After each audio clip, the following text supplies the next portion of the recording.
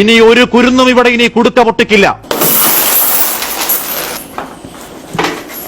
പൊട്ടിക്കും, കാരണം ഇത് കേരളമാണ്. എന്ത് ദുരന്തം വന്നാലും നമ്മളെല്ലാം ഒറ്റക്കെട്ടായി നേരിടും. അതെ, വയനാട്ടിലെ ദുരന്തത്തിൽ എല്ലാം നഷ്ടപ്പെട്ട് ഇനി എന്ത് ചെയ്യണമെന്നറിയാതെ ഒറ്റപ്പെട്ടു നിൽക്കുന്ന ആ പാവങ്ങൾക്ക് വേണ്ടി നമുക്ക് ചെയ്യാൻ പറ്റുന്നത് നമ്മൾ ചെയ്യണം.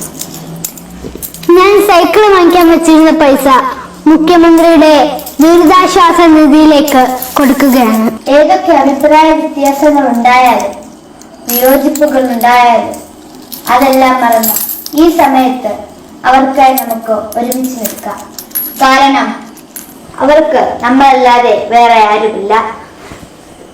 നമ്മൾ ഒന്നിച്ചു നിൽക്കും, ഇതും നമ്മൾ അതിജീവിക്കും. ഈ ദുരിതം അനുഭവിക്കുന്നവരെ സഹായിക്കണ്ടെന്ന് ആരും പറഞ്ഞില്ല. ഈ പൈസ തരുന്ന ആളുകളെ പൈസ കൃത്യമായിട്ട് അവരിലേക്ക് എത്തണം എന്ന് മാത്രം ചിന്ത മാത്രമുള്ളവർക്ക് ഈ മുഖ്യമന്ത്രിയുടെ ദുരിതാശ്വാസ ഫണ്ട് എന്ന് പറഞ്ഞു കഴിഞ്ഞാൽ അതൊരു സംഭവമാണ്.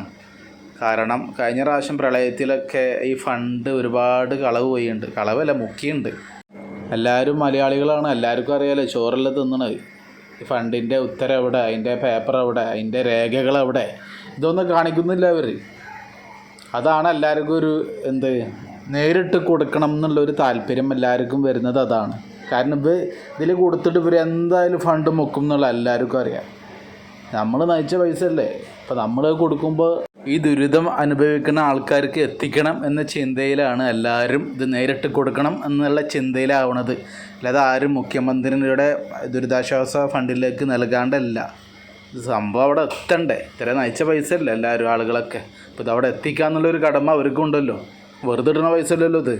അപ്പം അതാണ് ആളുകൾ അതിനൊരു എതിരായി നിൽക്കുന്നത്. കഴിഞ്ഞ പ്രാവശ്യം എല്ലാവർക്കും അറിയാം എന്താ സംഭവം എന്നുള്ളത്. ഇപ്പം എത്ര ആൾ കൊടുക്കുന്നുണ്ട്, എല്ലാവരും കൊടുക്കുന്നുണ്ട്. പക്ഷെ എന്താണ് ഈ കൊടുക്കുന്നത്, ഇനി അവിടെ സംഭവം അവിടെ എത്തണം എന്ന് മാത്രമേ ഉള്ളൂ.